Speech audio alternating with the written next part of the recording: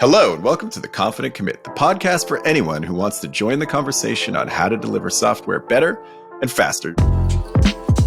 If you're looking to build a trusted ship, tune in, let's confidently commit.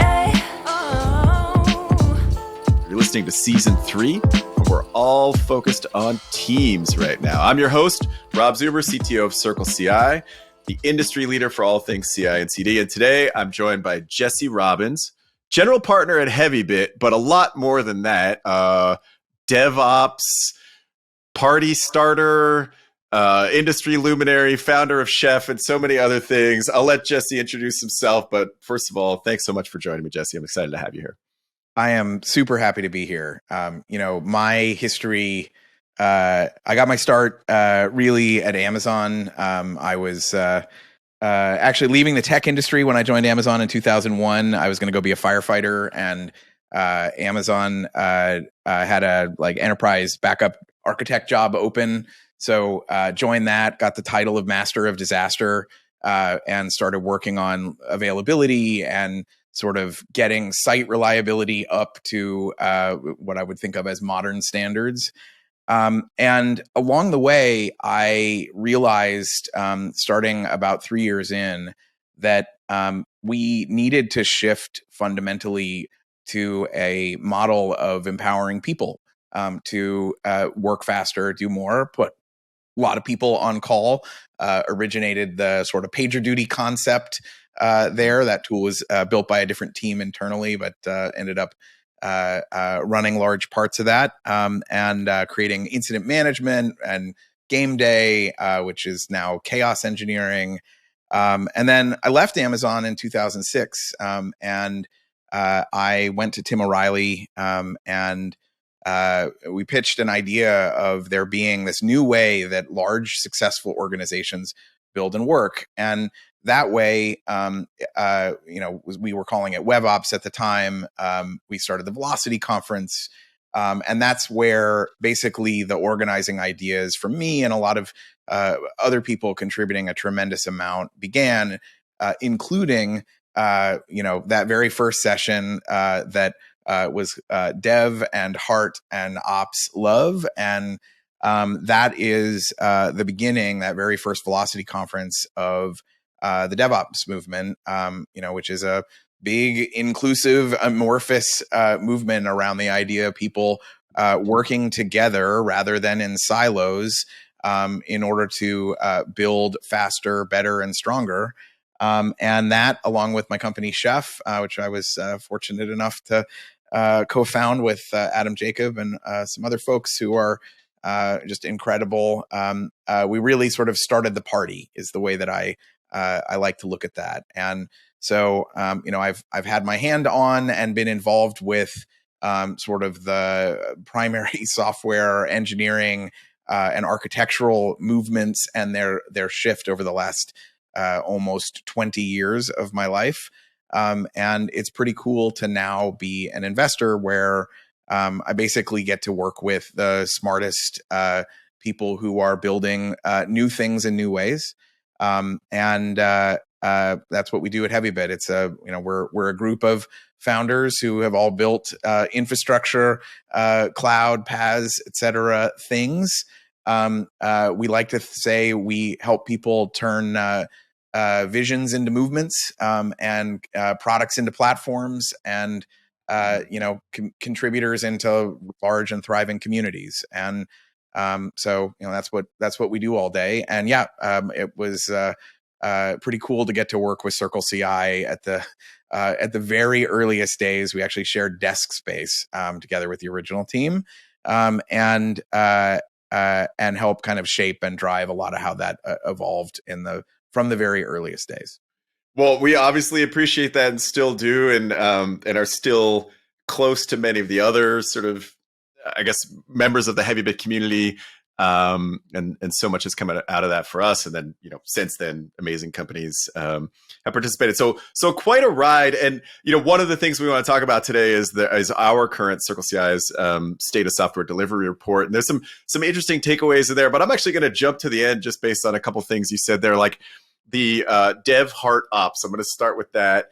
And kind of the original notion. And one concept that I think about a lot is like the transitions that I rode through, I understand much better than the ones that happened before my time, if that makes sense. So, Sure. you know, I was part of dev when ops was our enemy, you know what I mean? Versus like now Yes, and I was work part of in a very ops when you devs were breaking everything, right, and right. like all I need to do was slow you down so that the site would stay up.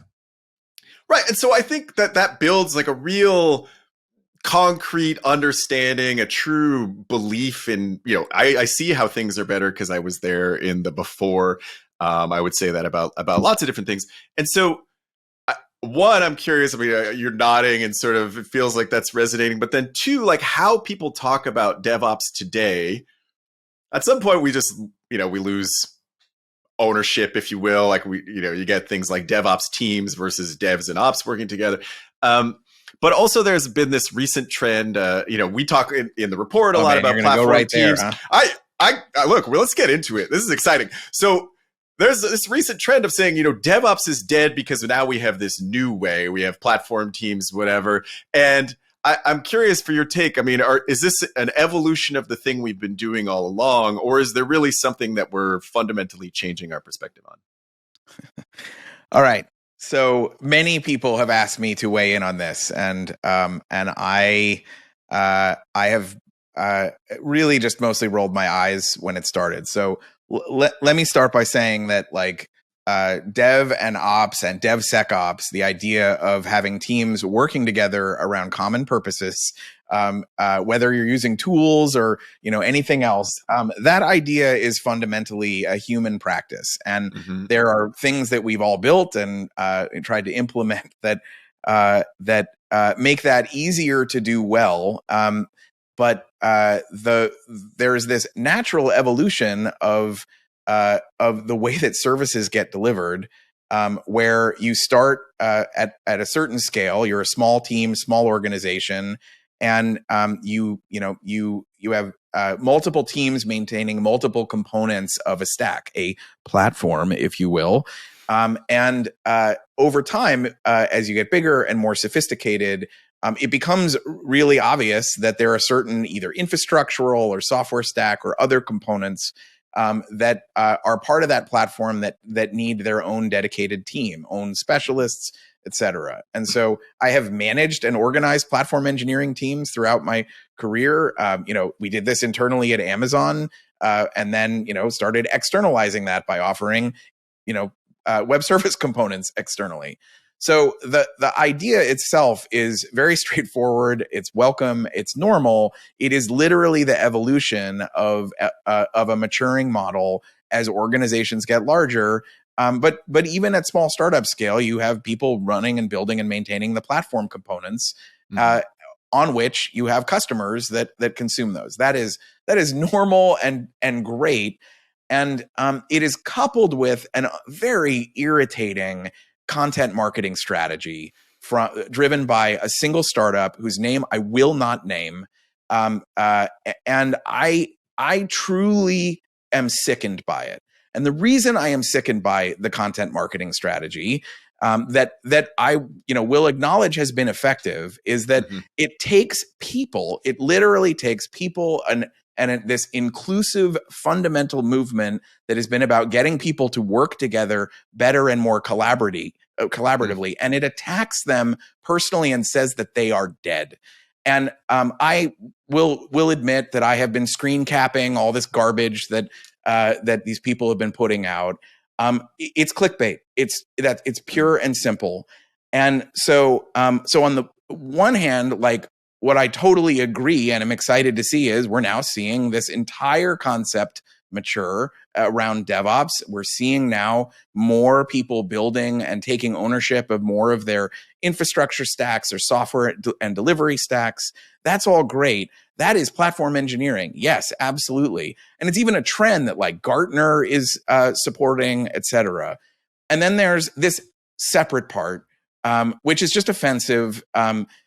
It literally is triggering for people who are in their careers trying to build themselves up, trying to make things better. Like the DevOps movement is still just getting going. It's not done. And then there's these people that are just engaged in terrible content marketing strategies that I'm sure are working for them, but are actually poisoning the discussion, because what people want to hear and learn about is like, what am I supposed to do in my career? And you've got, someone with these repeated little clickbait things popping up. So it's real simple. I think those practices around the DevOps is dead stuff is shameful. And every engineering, CIO, CTO, et cetera, that I know, every customer that I know that actually is doing this is really turned off by this. And so maybe that will affect the business strategy of a company that's pursuing it. But the larger piece is great. Other than that, I think it's awesome that we are seeing the maturing of a platform approach that is, again, the same thing that every large company does. We're just now seeing it start to distribute out. So there you go. You got me to talk about the conflict. I appreciate that. And more so, if I'm honest, I appreciate the entire DevOps movement. Like, speaking of having been in the before times and the after times, it's certainly a thing I would not want to move away from, right? Like, the return to silos, great. Right. Fantastic. No, but like, I'm responsible for something and I can take away this thing that's high cognitive load for you and make it stable and reliable so you can just depend on it. Fantastic. But let's also talk about your needs. Like, I'm not just going to go off and build a thing, right? So I think the cultural shift is when anyone has tried to put that in a box, it's always frustrated me. I'm like, no, this is about changing the fundamental way that we work together, right? And I think that we can stick to that. So speaking of revolution and sort of these like made up revolutions, I do think we have had some very significant changes recently, but they haven't been our sort of evolution of how we build things, but rather the impacts of changes in the outside world, whether it's, effectively starting from 2020 pandemic, economic upswing, economic downswing, just a lot of forces that have impacted all of us. What we've seen from teams, as we look at this from our state of software delivery report, is teams are getting better and better. They're moving faster, they're performing better through all of that. And I'm curious, is there anything in your mind from these outside impacts that's really driving the way that teams are thinking and performing? So again, the most important part is that I think it's pretty conclusively proven that that teams that operate together, that are aligned around mutual purpose, that are focused on similar metrics and outcomes, perform better. Right? This isn't controversial. This is basic management going back 100 years. The most important shifts are understanding that we build these highly complex interdependent systems, and successful organizations are ones that can ship faster and deal with change better. And dealing with change includes, existential threats and issues. It includes outages. It includes, major business changes. And so, the ideas that we sort of started and organized around in the early days of DevOps, the ideas of incident management and chaos engineering and resiliency built into the framework, and then resiliency built and knowledge built into the way people work, are the only way that organizations are going to survive in modern times. And so, the example we used to give is, Blockbuster versus Netflix, right? Like being able to respond to fundamental changes in the industry, in the time that you're able to. I also want to return and just say, the fact is that it's going to be harder for during periods of scarcity for people to operate at their best. The organizations that recognize that and continue to invest in and understand how to build high performing cultures that build great things and keep them running, that is going to be a survival imperative. And so I think what we've been building sticks. I think that there will certainly be some backslides, and I am sad that in the past, when you really could just go get another job somewhere better, now it's a little harder when you're in an organization that maybe isn't working out so well, and that people have become shitty and siloed and difficult, and like all the things that are why we started the movement and set of practices in the beginning. Those regressions begin to occur, but you may not be able to just quit your job that day and get another one the next day. But in the end, I think that the pattern sticks, and the best organizations rise out of helping great teams do really great work together. Absolutely. I mean, the thing that I take from that is these practices were great in the good times. They're even more valuable in the downtime, like us supporting each other to solve the common goal versus throwing things over the wall. Like, this is when it really matters. And it's a stress test, right? Were you sort of just paying lip service to that goal, or is that how you fundamentally built your organization and your culture? And to your point, the ones that survive through these times are going to be the ones where it's truly the belief of the organization. So, another thing that we've noticed, or I guess it sticks out for me as we look at our data, people are getting better and better at this every year in terms of, shipping velocity, product. There has to be a point of diminishing returns. Like, at some point, we're really great at moving software through the system, saying, this is the thing we're going to build. We built it in high quality. We pushed it out. What's kind of the next frontier for those companies that are at that level? I mean, there's many that are, working their way in and sort of just starting, but for the ones that are really pushing the envelope, where's their next set of challenges in your mind? So I think more of them as opportunities, right? Right now, I think we're still in the early days of what's happening with observability broadly, and sort of the tectonic shifts that have happened where, if you've been doing it long enough, you're like, well, dtrace had this, and Solaris had this, whatever. But the actual idea that you can do full scale end-to-end instrumentation is absolutely continuing to explode and be really exciting. And so, what we found is that, like, in the early days, as we were sort of getting CI/CD started and sort of this broader bucket of approaches, we did we did what we could with what we had, but we didn't really have a lot of great understanding of the system as it was running. Right? It's easy to tell in small ways, not big ones. As we get better instrumentation, it enables us to build more complex distributed systems, which allow you to break things into smaller components, build, optimize, and scale them better. And so, where I think that we're going is, we're going to start to see a step increase in complexity, with more things distributed to the edge, with more shifts in the kind of client model.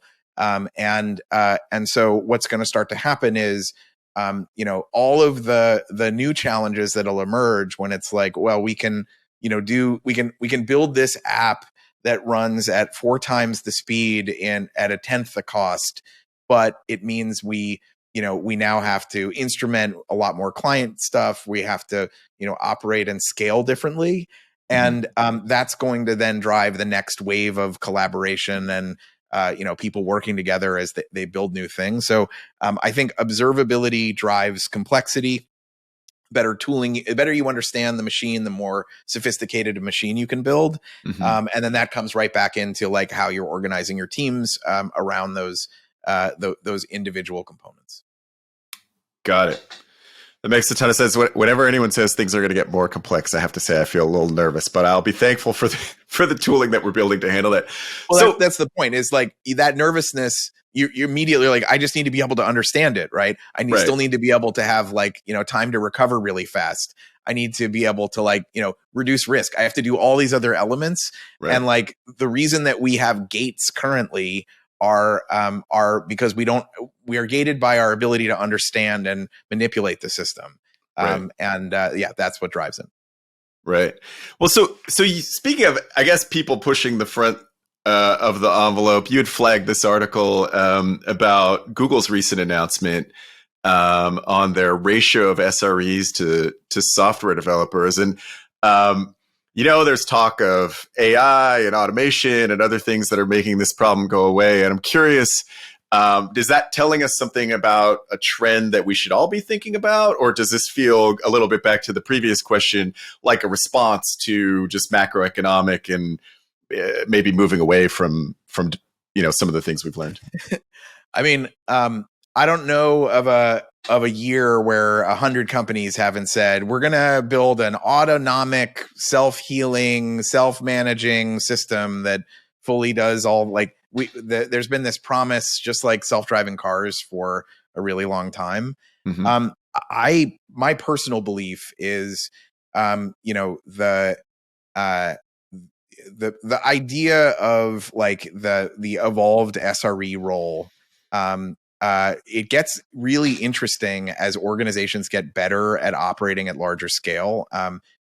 We did a paper, myself, the Google team, and another team a couple years ago in InfoQ, and it was about like why we evolved our chaos engineering scale day, game day testing models. And it was eventually you get so good at keeping things running that you actually forget how to operate when they don't. And so you have to break things deliberately. I don't know if you can see it in my background behind me, but like I have a fire helmet there. It's my fire helmet.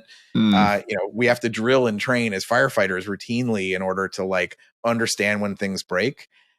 When we talk about AI and we talk about, these really exciting new models, certainly things are going to change. And I think they're going to change in significant ways.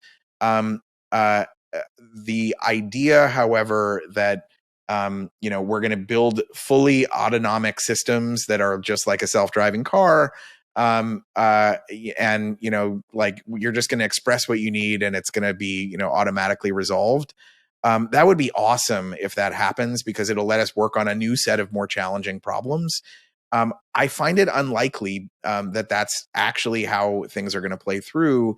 Only because no other advance in human history has done that, number one. And number two, humans are really good at building more complicated things the moment we get a thing, right? Like, when S3 and EC2 launched, and, I was there for that, and I was S3's first internal customer at Amazon. It's not like we suddenly said, great, compute is really easy and now it's cheap, and therefore we'll just use exactly the same amount of it as we did before. Yeah. The good news is, hey, everyone, it's easier to rack and stack servers now, so there's nothing new to do. That is not what happened, right? Yeah. So there's this thing that drives a lot of understanding of like how the evolution of compute works, which is Jevron's paradox, which basically says, the easier you make to consume a thing, the more you make it a utility, the more people consume it. And I suspect it's going to be kind of like that, where we solve one category of problem and we create a bunch of new ones. I mean, right.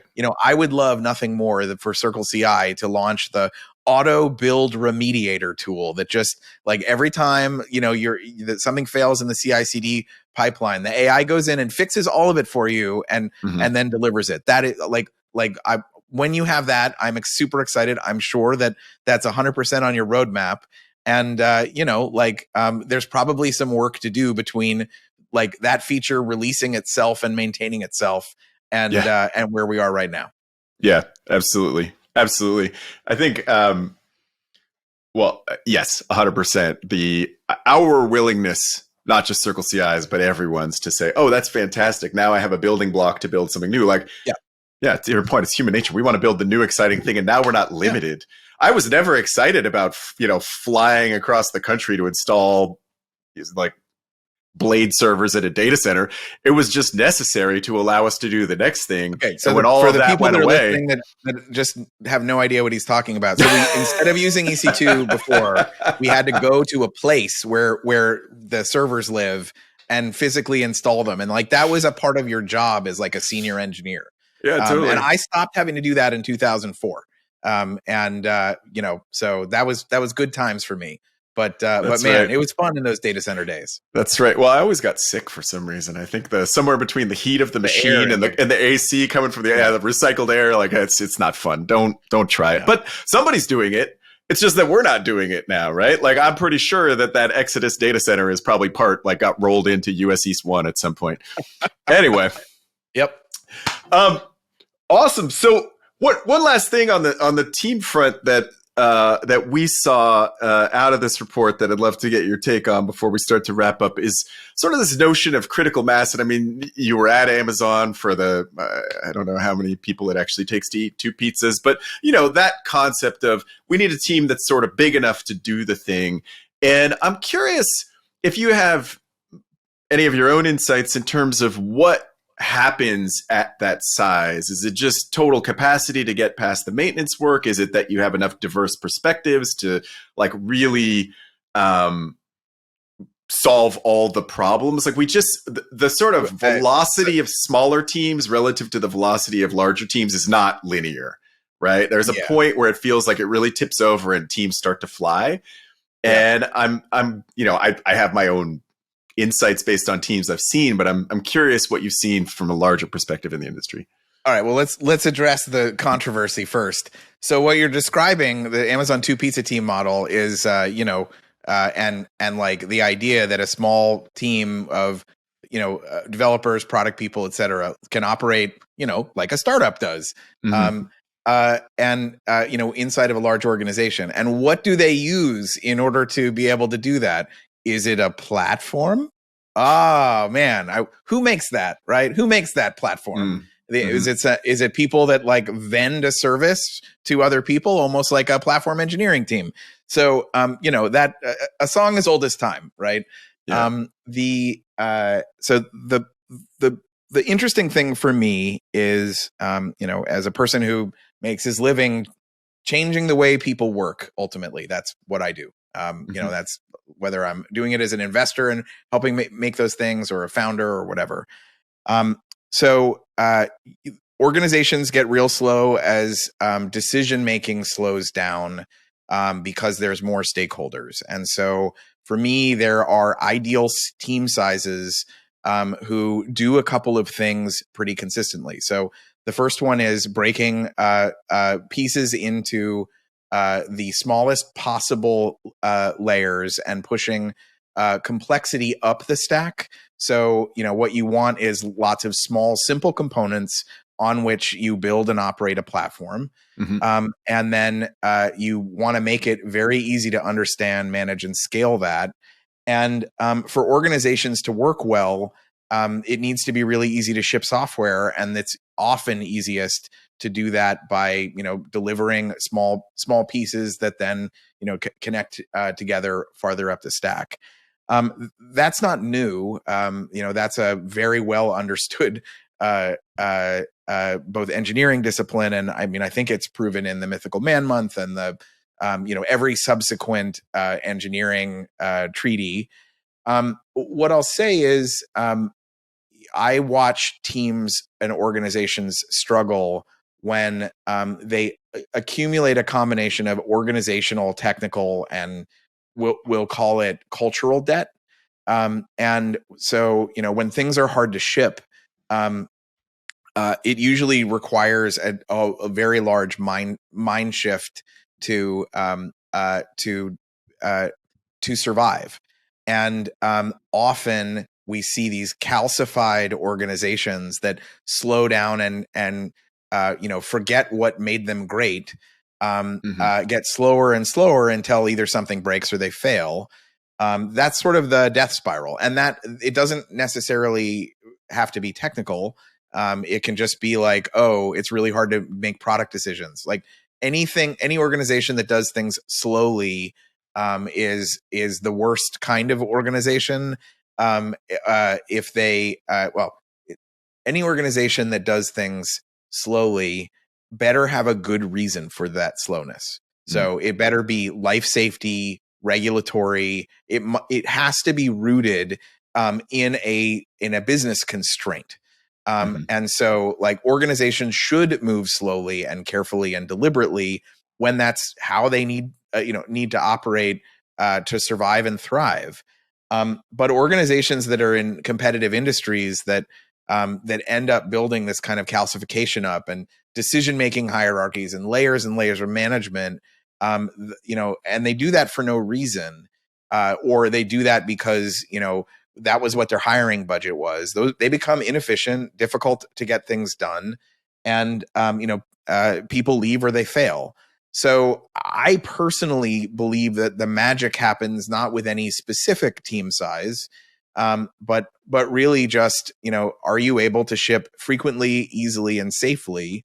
And what do you need to invest in order to make that faster and wider? So sometimes that's internal platform teams. Sometimes that's using external services, changing workflows and practices. And sometimes it's just like saying we need to have fewer meetings, right? Like that's why are we having a meeting about a meeting for a meeting? The revolution for me at Amazon began when it was like, we want developers to be able to push code to production. And I'm like, okay, the only way we can do that, and we can start building up the guardrails and test infrastructure and what we called CI/CD back then. But it means you've got to be on call for your own services. And so our what became SRE team was 14 people when I left, at 14 for that, all of that, and that was because we were then in the business of empowering others and then responding when it was more like a fire department call.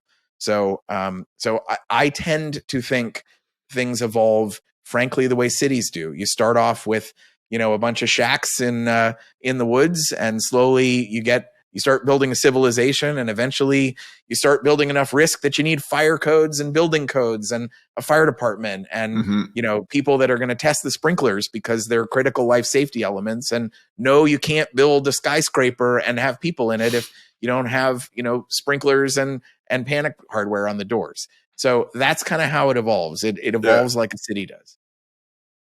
You've established your credibility for the quality of your firefighting metaphors, but I noticed they're definitely liberally included throughout all of that. One way to tell, the joke is, how do you tell someone's a firefighter? How? Don't worry, they'll tell you. Yeah. Love it. Well, I want to wrap up with our team spotlight, and this could be technology or something else you've done in your life, but can you tell us about the best team that you've been on? Can't be the current one that you're working with, and the specific moment where you realized this is a fantastic team. Like, what was it about the team? During Hurricane Katrina, I was a task force leader on the ground in Mississippi. And I was part of the FEMA response that was not working well. And there were these incredible volunteer organizations that were also really problematic because they were outside of like the, FEMA badged system.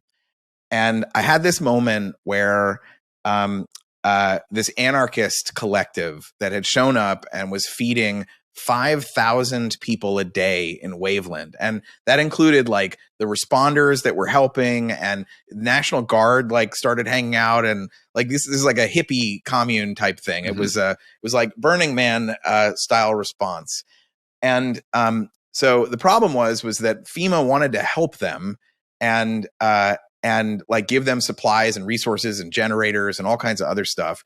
But they were a literal anarchist collective. And so if you asked them, who's in charge here? We need someone to sign for this multi-million-dollar piece of equipment that the government would like you to have, and all this food and this airstrip and all this other stuff. They would yell at the same time, no one's in charge, we're an anarchist collective. And that, like, watching the National Guard try to interact with these anarchists who, and just try to solve the mission, which is like, there are hungry and unhoused people, and we need to solve that problem for them. And so there was this senior leader within FEMA who was part of the response team. And I remember, and he's like, what do we, like, we have all this stuff that we can just give them, and we will triple our daily, fed people in the middle of this crisis. And he said, okay, he goes and meets with them and he goes, what if we make you all directors? Like every one of you, rather than you, so that when the National Guard, whoever shows up, so we're just going to make you a director of your thing. We're going to FEMA badge you. And when someone asks you who's in charge, don't say no one is, we're anarchists. Just say, well, I'm a director. And then you can sign for all this aid and we can like help a lot more people. And so I watched this entire organization shift they all said, okay. And then suddenly like helicopters are flying in and like they're unloading all these, like the Army Corps of Engineers has like built a new kitchen for them, fridges and new bathrooms. Like suddenly it became like we went to serving like 20,000 people a day. It was this huge deal. And all it took was a leader who was willing to relax the part where it was all the silos and it was like, here's all the rules, and just say, cool, I get you guys want to organize yourselves. And we just need you to be someone to sign for stuff. And if you're not willing to have a single person, I want to empower all of you to do that. And it was truly one of the most inspirational moments in my life. Like there I am, I've got PTSD, like completely wrecked along with the team 26 person team that I'm leading, like just banging our heads trying to solve this. And it was just as simple as like, look, you're all directors. And when I think about like high performing teams, it are the ones that have that degree of resilience and flexibility and understanding what the goal is. The goal is not to have a unified command structure that conforms to the FEMA deployment plan. It is to feed and house people. And what do you need to do in order to get that done? And if you think about that in terms of what we do, it's the same thing. Like, how do you achieve the mission? How do you organize and support people in the right way? And how do you do it in a way that you actually get the job done? And so that's the best team that I've ever worked with. Well, that is an amazing story. I'm just going to let it hang there for a second and call it there. Jesse, I knew this was going to be awesome, but it's far more awesome than I even thought it was going to be. Thank you so much for joining. Thanks to everyone for tuning in. If you enjoyed the podcast, share with your network, subscribe on your podcast provider of choice. If you want us to talk to someone else, talk about something else, find us on Twitter, CircleCI. Jesse, thanks again. Just awesome. Thank you. And hey, if you're building enterprise infrastructure developer tool startup and you want to be as big and successful as CircleCI, go ahead and reach out. We're happy to help. Yeah, we appreciate you, Heavybit and Jesse, and highly recommend. Awesome. Thanks again.